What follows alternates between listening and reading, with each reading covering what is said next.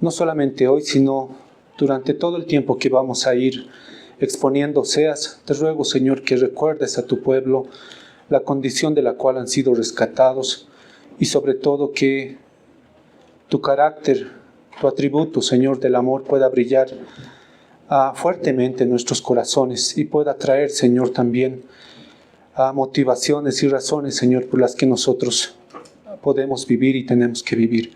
Señor, te agradezco porque tu palabra siempre es instructiva y reconocemos que por medio de tu Espíritu, quien está obrando en nosotros, podemos también ser edificados y reconstruidos, Señor, cuando estamos pasando por tiempos de prueba, de tentaciones o caídas, Señor.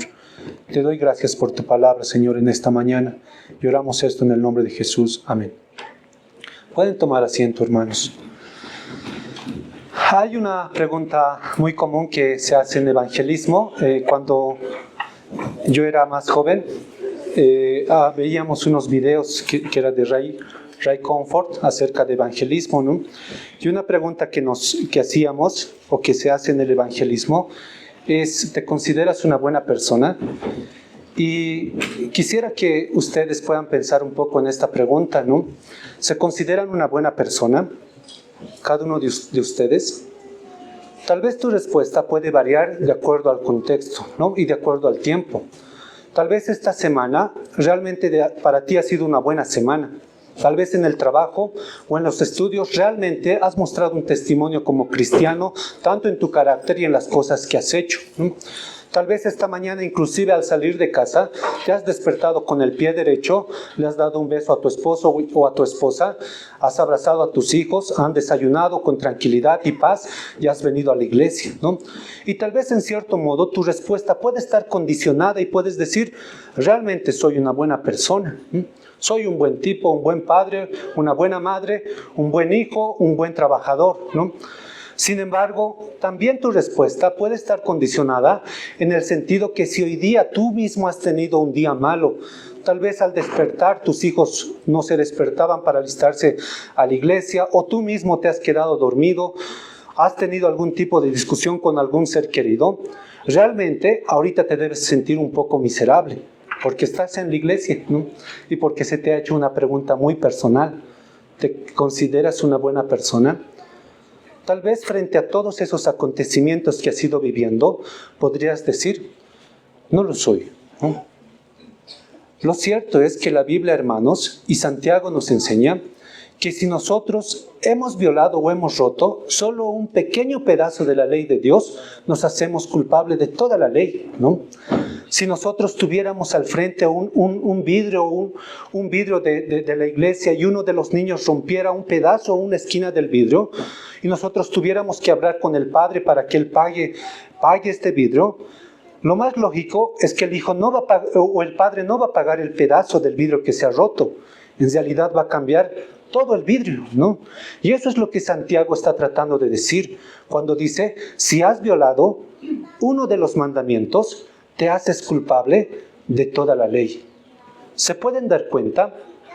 Si tú puedes sumar todo lo que esta semana, lo bien que has vivido y las cosas buenas que has hecho, o tal vez de toda tu vida, ¿no? Durante muchos años, un pequeño error o un pequeño pecado, o entre comillas, uno de los más minúsculos pecados que nosotros cometemos, no solamente en acción, puede ser en pensamiento, ya destruye todo ese récord que tú has conseguido, ¿no? Es lo que básicamente está diciendo Santiago. Nos hacemos culpables de toda la ley. Ahora, yo estoy seguro que todos los que estamos aquí, si vamos a ser conscientes y sinceros con nosotros mismos y vamos a examinar nuestras propias vidas, vamos a encontrar muchas más frustraciones y fracasos que éxitos, ¿no? Y récords buenos. Si juntamos todos esos fracasos y frustraciones y somos realmente sinceros y conscientes al examinarnos, nos vamos a dar cuenta que estamos mal, que somos pecadores y que somos miserables. ¿Saben? Tal vez ya has llegado a la conclusión que no eres una buena persona y tal vez no serías una persona adorable para los demás si todos conocieran todo ese récord de maldad y miseria que hay en ti. Ahora, quiero hacerte una pregunta. ¿Actualmente hay alguien que te ama? Tal vez la respuesta es sí, si estás casado, tu esposa o tu esposo, o tus hijos, o tus amigos, ¿no? Pero ¿alguna vez se han puesto a pensar seriamente acerca de esa pregunta? ¿Realmente hay alguien que me ama? Muchas veces, inclusive el amor entre los seres humanos es un amor condicionado, ¿no? Tal vez si le preguntaras a tu esposa o a tu esposo, ¿me amas? Te diría sí. Pero y le preguntas ¿por qué? Tal vez te va a decir, no me queda de otra. ¿Cómo te sentirías frente a eso? ¿Realmente consideras que eso te llenaría de ánimo? Una respuesta así. Si pones el peso de todas esas cosas y esas frustraciones y esos fracasos y esos pecados frente a ti y frente a aquella persona que te ama, seguramente su respuesta más franca y sincera sería, es que no me queda de otra, ¿no? Estamos casados. O tus hijos te dirían, es que no he escogido yo a mis padres. O tú dirías a tus hijos, yo no he escogido a los hijos, ¿no? Dios me los ha dado. Saben, el libro de Oseas habla acerca de del fiel amor de Dios y de un amor incomprensible, ¿ya? Cuando vamos al primer versículo, nosotros vamos a encontrar algunos detalles acerca de lo que pienso que son las bases que aquí el profeta pone para que nosotros podamos entender también el desarrollo que este libro nos va a dar. El versículo 1 dice, palabra de Jehová que vino a Oseas, hijo de Beeri, en días de Usías, Jotam, Acaz y Ezequías, reyes de Judá, y en días de Jeroboam, hijo de Joás, rey de Israel. En estos dos versículos yo quiero desarrollar dos puntos, ¿no? Y son muy sencillos. En primer lugar vamos a hablar acerca del autor y en segundo lugar de la audiencia, ¿ya? Son esas dos cosas que vamos a hablar. Es una introducción a nuestro libro, así que vamos a hablar acerca del autor y la audiencia. Ahora, Oseas es un hombre que ha sido llamado no solo para dar testimonio del amor de Dios a la nación de Israel, sino es un hombre que fue llamado a vivir tal amor de manera diaria con una esposa que se iba a convertir en prostituta. Oseas era un hombre que tuvo un singular y único privilegio de demostrar el amor de Dios para el pueblo de Dios, amando a su esposa que tantas veces lo iba a traicionar. La historia de Oseas realmente es una historia hermosa, una historia del amor redentor de Dios, y esto es de lo que trata el libro. El amor que ha nacido en un pacto de fidelidad de Dios hacia aquellos que son su pueblo. Un amor que exige, que es incomprensible, pero exige, pero también capacita. Es un amor perfecto para personas que son imperfectas. Y eso es de lo que va a hablar el profeta Oseas.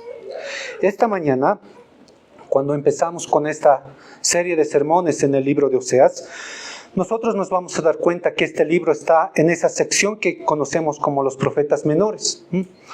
Ahora, a pesar de que está en esta sección denominada los profetas menores, no hay nada de menor en ninguno de los profetas menores. Simplemente estos profetas menores están agrupados así por ciertas razones. Pero su mensaje no es menos importante que el más largo de cualquiera de los profetas mayores. Su mensaje es vital, es importante. Oseas es uno de los profetas del que se habla muy poco, y eso es desafortunado, porque su mensaje y su vida necesitan ser escuchados por todos los cristianos.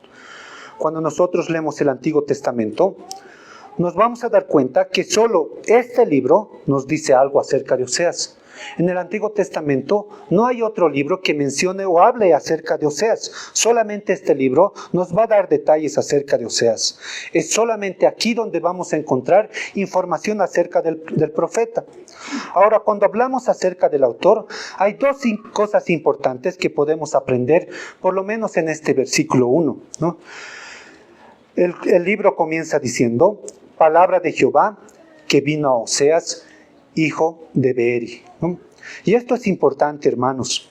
En 2 Pedro, el capítulo 1, versículo 21, el apóstol Pedro dijo lo siguiente acerca de los profetas.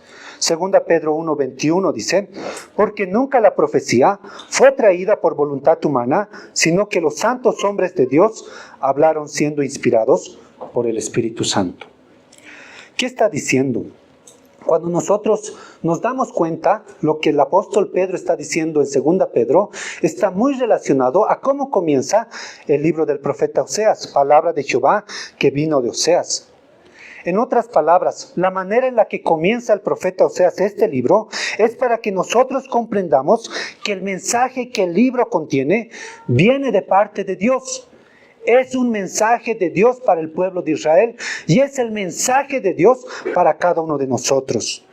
En otras palabras, es Dios usando a Oseas como un instrumento humano, como el autor, para que nosotros podamos entender que Oseas habló en nombre de Dios, por parte de Dios. Entonces, hermanos, cuando vamos a ir desarrollando este libro y vamos a encontrar detalles que realmente nos van a llamar la atención, tenemos que tomar en cuenta eso. Esto no es la creación de Oseas. El profeta no está escribiendo su historia por una mera iniciativa. No, él no quiere poner su historia para que sea conocida como si él fuera un novelista. La manera en la que comienza este libro nos hace entender, Oseas está escribiendo esto porque Dios se lo dijo, porque Dios le está guiando en cada palabra para escribir esto. Ahora el mensaje o el libro de Oseas podemos dividir en dos secciones que son grandes, ¿no? La primera sección está en el primer capítulo hasta el tercer capítulo. Y en cierto modo, esa primera sección nos habla acerca del testimonio personal de la vida de Oseas y su esposa Gomer. Ahí vas a encontrar detalles muy íntimos de la vida de Oseas en los primeros 3 capítulos. Ahora una segunda sección está en el capítulo 4 hasta el capítulo 14. Eso es una imagen nacional de lo que Oseas y Gomer vivieron personalmente en un microcosmos en su hogar. Básicamente son esas dos divisiones. Primero está el testimonio personal de Oseas y Gomer, su vida personal íntima. Y en segundo lugar, el retrato de esa nación, ¿no? De la vida de Oseas y Gomer en ese microcosmos. Ahora, a pesar de que se puede realizar esta división, cuando leemos todo el libro, nos vamos a dar cuenta que el libro no sigue un flujo lógico. No hay un flujo lógico de pensamiento occidental. Así que no vamos a estar muy acostumbrados a leer todo el libro, ¿no? No hay un flujo lógico de pensamiento occidental en este libro.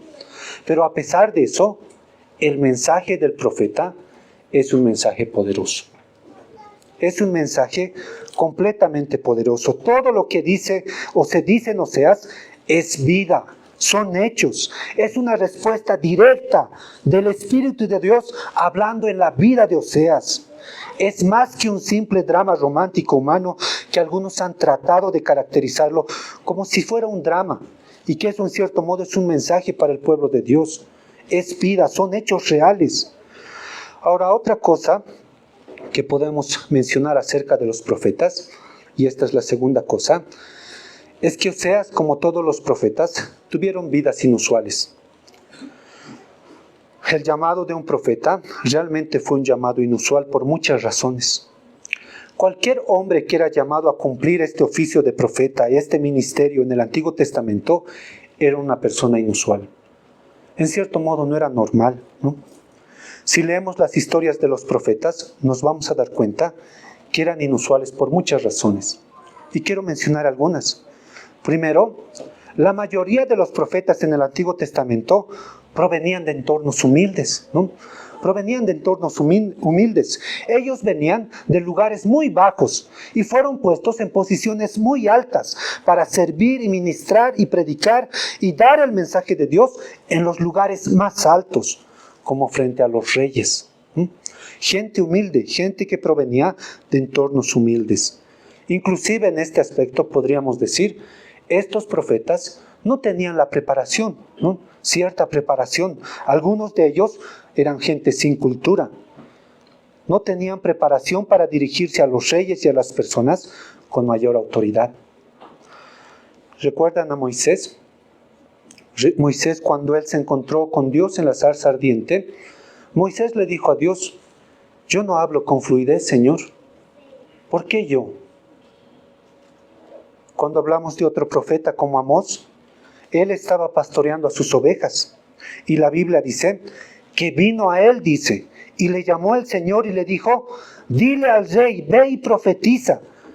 Y Amós le dijo a Dios: pero yo soy simplemente un pastor de ovejas, apesto, no sé nada de política pública y no me interesa. Había algo inusual en aquellos profetas que fueron llamados por Dios. Una excepción es el profeta Isaías. Él sí tenía en cierto modo algo de sangre noble en sus venas, pero todos los demás eran hombres comunes y corrientes. Eran gente pobre, gente sin preparación.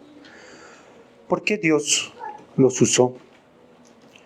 Dios usa las cosas comunes para que cuando el mundo mirara estas cosas comunes, el mundo tuviera que tomar en cuenta que estos hombres están hablando en nombre de un Dios que es mayor. De un Dios que es mayor. Una segunda cosa. Cuando Dios llamó a un profeta a vivir y a hablar como lo hicieron en el Antiguo Testamento, siempre Dios tenía un mensaje específico para ellos. Una audiencia específica para un tiempo específico. Entonces, cuando Dios encomendaba a un profeta para que llevara su mensaje, había un mensaje específico para una audiencia específica y en un tiempo específico.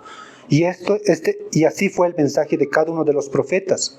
Dios fue preciso en el ministerio de cada uno de los profetas. Por ejemplo, si pensamos en el ministerio de Elías. De Elías se dice, y la Biblia nos dice, que el profeta Elías era un profeta poderoso.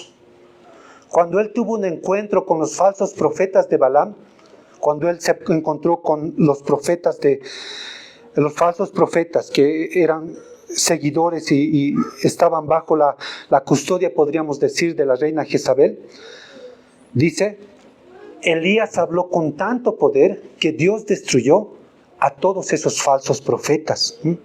Los destruyó con fuego. Podemos pensar, hermanos, realmente esa forma en la que inició el profeta Elías es un punto de partida para un ministerio que iba a ser fenomenal, un ministerio exitoso, ¿no? Dios usándolo de manera muy extraordinaria en medio de la gente malvada y los falsos profetas. Podríamos pensar que así iba a ser el ministerio del profeta Elías hasta el final, pero no es así. La Biblia nos dice que esa fue la única vez que Elías hizo algo así. La Biblia nos dice que después Elías huyó, se deprimió, se escondió. La reina Jezabel dice que lo amenazó, le dijo: así como tú hiciste con mis profetas, así yo haré contigo, te voy a matar. Dice que Elías se llenó de tanto temor y miedo que corrió y se escondió en una de las cuevas. Si Dios, hermanos, no tuviera un mensaje específico para personas específicas y en tiempos específicos, Dios no hubiera llamado a sus profetas, pero lo hizo, porque Él tenía un mensaje específico para gente específica. Dios no los hubiera llamado para nada si Dios no hubiera tenido un ministerio preciso para cada uno de ellos. Otro detalle de los profetas que está relacionado también con Oseas era que ellos eran hombres débiles, a quienes Dios los hizo atrevidos. Dios los hizo atrevidos. Basta decir cómo empieza este libro. Palabra de Dios hablando por medio de Oseas. Palabra de Dios hablando por medio de cada uno de sus profetas. Ellos mismos eran personas como nosotros, eran propensos al desánimo, eran propensos al miedo, eran propensos a pensar pecaminosamente como cada uno de nosotros, eran propensos a ser a veces excesivamente egoístas como lo era Jonás, por ejemplo. Ve y predícale a la gente de Nínive: no quiero, odio a los ninivitas, no merecen ser salvos. Jonás, ve y predica a la gente de Nínive. No quiero, prefiero huir. Jonás, hay un pez que te va a estar esperando. Y otra vez, Jonás, ve y predica a la gente de Nínive. Y finalmente va.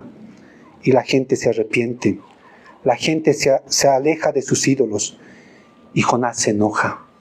No quería que Dios lo salvara. ¡Qué egoísta! Muchas veces los profetas, y todos los profetas eran gente así. Gente propensa a tener pensamientos pecaminosos. Gente con debilidades. Estos profetas también fueron objetos de desprecio y burla. Y ahora quiero que mires a Oseas. Oseas es un hombre de Dios. Es el profeta que va a hablar en nombre de Dios a la nación de Israel. Está casado con una mujer que se va a convertir en prostituta. ¿No crees que eso haya llamado la atención a las personas de la ciudad? Si ella le engañó una vez, o 2 veces, o le engañó repetidas veces, ¿te imaginas cómo estaba la ciudad? Tal vez chismeando, tal vez mostraba el desprecio. Si te imaginas el ridículo que Oseas hizo frente a toda la ciudad, la gente diciendo, miren, aquí está la esposa del profeta. Pero ¿qué es lo que hizo él? No la abandonó. ¿Puedes escuchar a los consejeros de esa época? Consejeros que se acercaban a Oseas. Oseas, amigo, tienes motivos para darle una carta de divorcio. Puedes divorciarte de ella. Puedes deshacerte de ella. Si te has equivocado, puedes arreglar esto, deshaciéndote de esta relación. Oseas, puedes darle una carta de divorcio. Pero ¿qué es lo que este libro nos dice? Oseas diciendo, no, me quedo ahora, la voy a amar, la voy a aceptar y la voy a traer de regreso. ¿No crees que eso generó burla hacia él por parte de la ciudad? Por eso los profetas eran personas inusuales en medio de sus debilidades. Realmente ellos tuvieron cosas difíciles, vivieron cosas difíciles que ocurrieron en sus vidas. Un profeta más cercano a Jesús, Juan el Bautista, vestía ropas toscas, comía langostas, tenía una dieta extraña, vivía a menudo estilos de vida alejados de la sociedad. Eran humanos, débiles. Estos hombres eran realmente hombres inusuales. Pero a pesar de todo esto, ellos tenían una postura autoritaria, que era común en todos ellos. Todo lo que ellos hablaban y decían, empezaba diciendo, así dice el Señor. Palabra que viene del Señor. Así dice el Señor. Con lo extraño que eran, seguramente no se podía discutir con personas tan extrañas, ¿no? Hablaron en nombre de Dios, fueron despreciados. El mensaje que hablaron, a pesar de que ellos eran despreciados, siempre estaba centrado en Dios. Y Oseas entra en esta categoría. La fidelidad del amor de Dios, el gran amor de Dios. Ahora, una segunda cosa acerca de Oseas, otra cosa que aprendemos acerca de él, es que Oseas mismo nos señala la redención de Dios. En el Antiguo Testamento los nombres tienen un significado. Y bueno, también hoy día cada uno de nuestros nombres tienen un significado. Pero en el Antiguo Testamento los nombres también jugaron un rol, en el sentido que los nombres que tenían cada una de las personas, en cierto modo, esas personas hacían justicia al significado de este nombre. ¿Te acuerdas de Jacob? El engañador, ¿no? Y realmente era un engañador. Ahora el nombre de Oseas también en cierto modo hace justicia, está a la altura de lo que significa su nombre. Oseas no es la excepción. Desde el momento que sus padres lo llamaron Oseas, él fue marcado para vivir un mensaje. Y ese mensaje es que Dios es un Dios redentor y es un Dios de amor.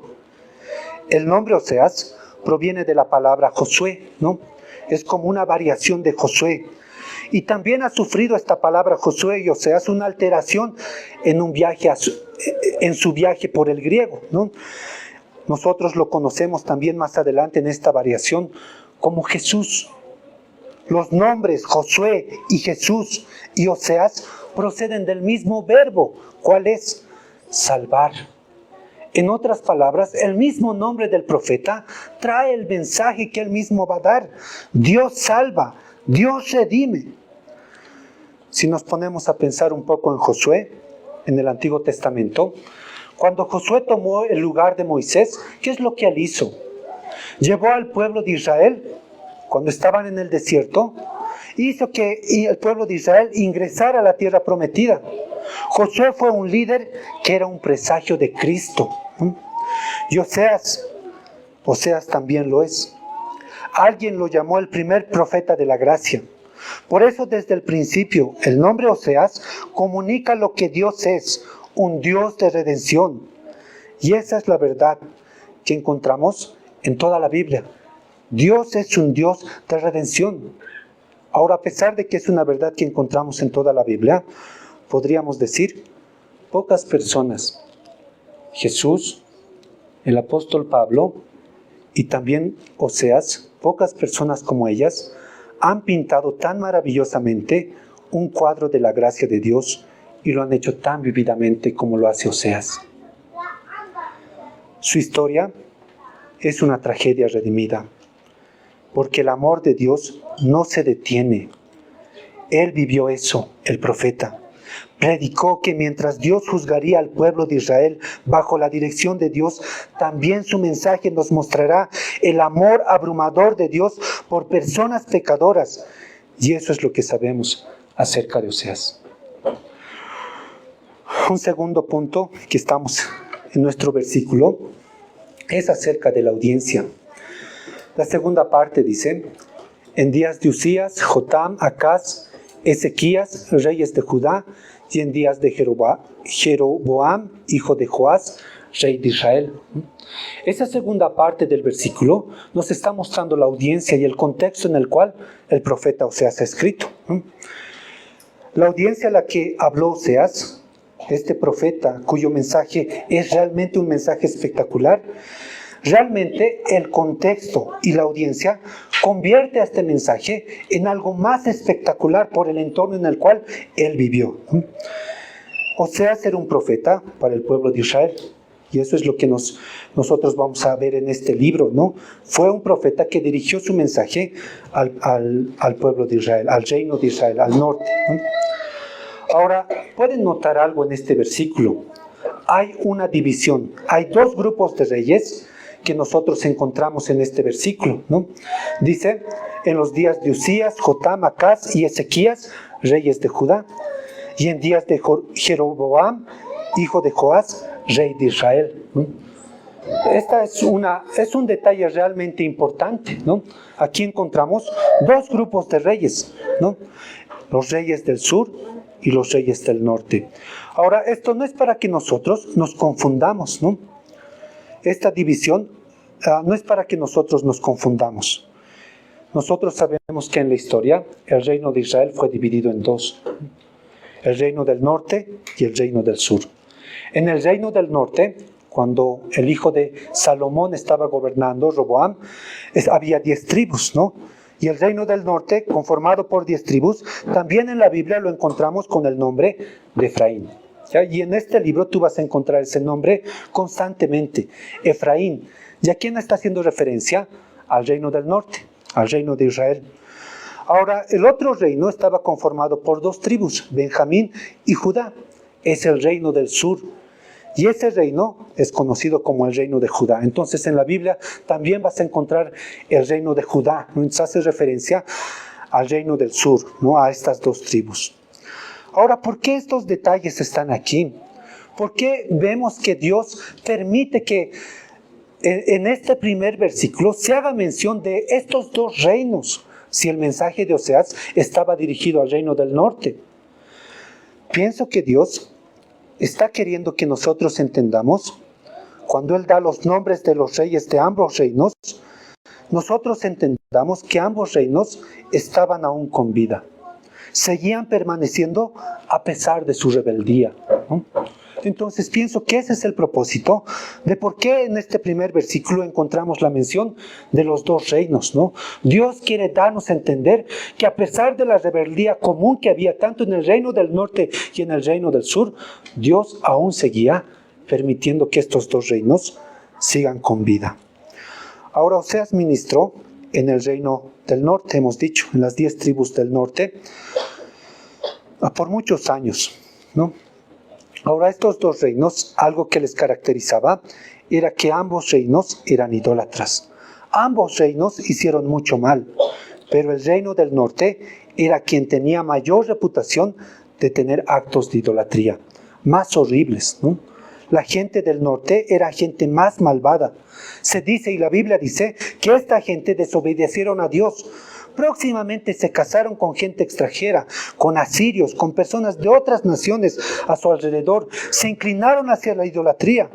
Habían cosas que en el reino del norte se hacían, que en cierto modo, inclusive en la maldad del reino del sur, eran innombrables, ¿no? Entonces, ese era el entorno y la audiencia en la cual Oseas escribe este libro. Un hecho también, que inclusive el día de hoy, hasta el día de hoy, es recordado, son nombres que están asociados a estas 10 tribus del norte y que tienen mucha connotación. ¿Has escuchado el nombre de Jezabel? Jezabel o Acab. Estos eran reyes realmente malvados del reino del norte. Su maldad realmente llegó al límite, ¿no? Y hemos dicho, Jezabel fue quien persiguió a los profetas de Dios, persiguió a Elías y acabó con muchos profetas del Señor, ¿no? Considerando de que Israel se pensaba que era el pueblo de Dios, esta reina que estaba a cargo, estaba en la autoridad del reino del norte y que debía guiar, Acab debía guiar al pueblo de Israel, en realidad todo se torció en sus tiempos, ¿no? Ahora, estos nombres que distinguen en cierto modo y hasta ahora tienen cierta connotación para nosotros, en cierto modo encarnan lo que un israelita era en los días de Oseas. Así era un israelita en los días de Oseas. Esa es la expresión o la figura que nosotros podemos entender cuando pensamos en un israelita en los tiempos de Oseas, Jezabel y Acab. Ahora Oseas fue llamado a ministrar a estas personas en medio de toda esa idolatría y en medio de toda esa perversión. Llamarles y decirles que tienen que regresar a Dios. ¿Cómo eran los reyes en esa época? Aproximadamente, y la historia nos dice, y si hacemos una línea de tiempo, durante 30 años en el ministerio de Oseas, por lo menos 6 reyes malvados fueron cambiados, ¿no? Hubo 6 reyes durante el ministerio de Oseas. De estos 6 reyes, 3 fueron asesinados, ¿no? Eso es lo que ocurría en el entorno de la vida de Oseas, en su contexto. De estos 6 reyes que fueron intercambiados durante 30 años, 3 de ellos fueron asesinados. Puedes ponerte a pensar, esa era la agitación en la que vivió Oseas. Los reyes se mataban unos a otros. Y esa agitación vivía el ministerio del profeta Oseas. En lugar de que estos reyes fueran aquellos que conducirían al pueblo de Israel, en realidad ellos los llevaron a su destrucción. Unos versículos en los últimos capítulos de este libro nos muestran eso. Si te vas al capítulo 14,